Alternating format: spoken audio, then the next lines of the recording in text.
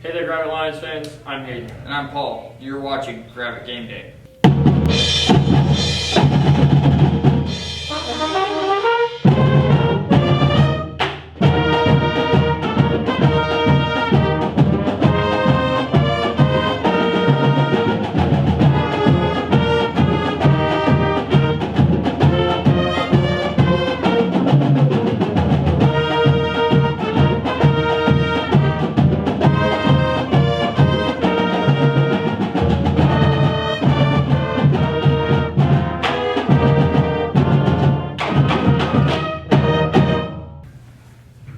Now it's time for football recap.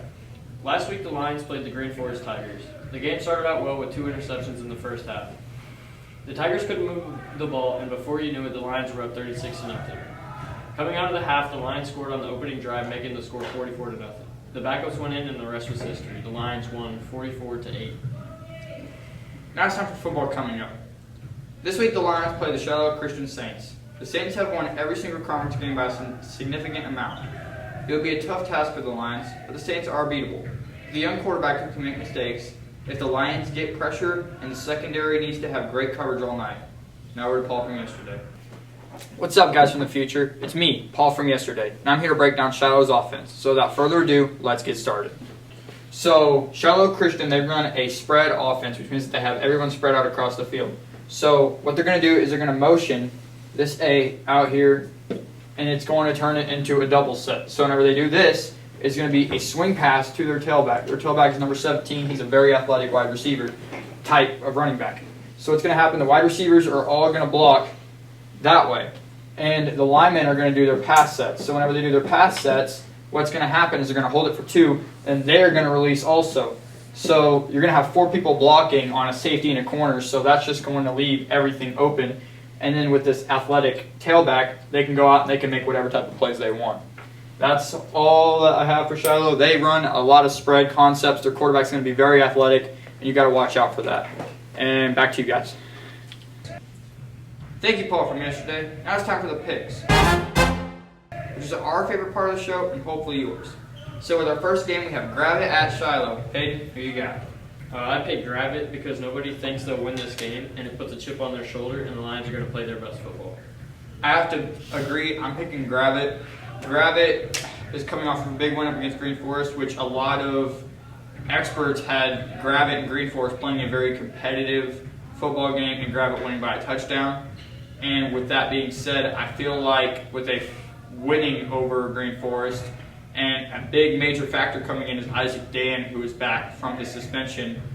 And he played an amazing game up against Green Forest, so I feel like it is something ace up the sleeve almost, and Shiloh will not expect it. Number 2, we have Huntsville at Green Forest. Hayden, who you got? I picked Huntsville. They came off a big win last week over Berryville, and this week will be much of the same. Huntsville has gotten better and better while Green Forest is beat up and have the worst morale in the conference. I have to agree. I'm picking Huntsville. Huntsville is playing great football right now. Green Forest, again, they're coming off of a big loss.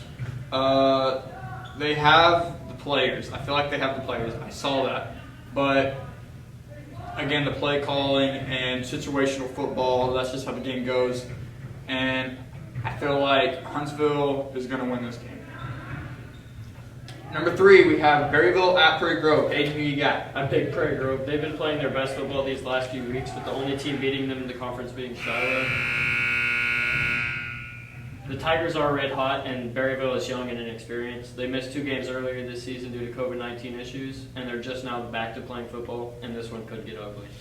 I have to agree. I'm picking Prairie Grove. Again, I say it every single week, the wing tee. Prairie Grove, in my opinion, is the second best team in the conference. They run the wing tee, misdirection, everything like that. They all attack the football, and Berryville hasn't played football in a couple weeks, and they lost to Huntsville. And I feel like Prairie Grove will win this football game in a blowout. Now it's time for our game of the week.